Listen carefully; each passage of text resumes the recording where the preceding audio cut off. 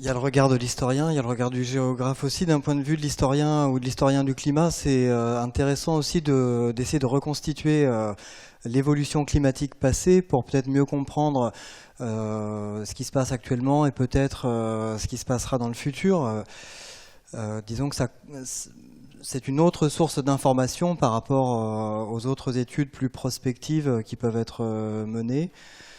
Pour le géographe, ce qui est intéressant, c'est de voir que selon les échelles d'analyse, les phénomènes sont différents. Quand on parle du réchauffement climatique à l'échelle mondiale et qu'on dit depuis qu'on mesure la température régulièrement, on a gagné tant de degrés, c'est une valeur globale, mais ces valeurs, elles sont variables. Ça va être plus à certains endroits, moins à d'autres.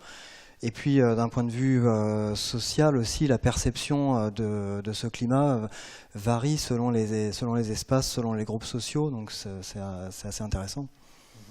Il varie de quelle manière? Un exemple selon les espaces ou les...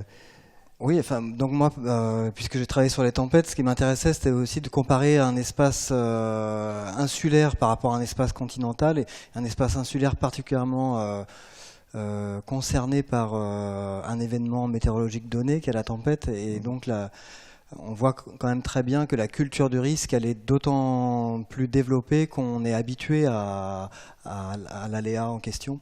Tout comme les Japonais ont une très bonne culture du risque sismique parce qu'ils y sont soumis fréquemment et du coup ils ont pu s'adapter à ça.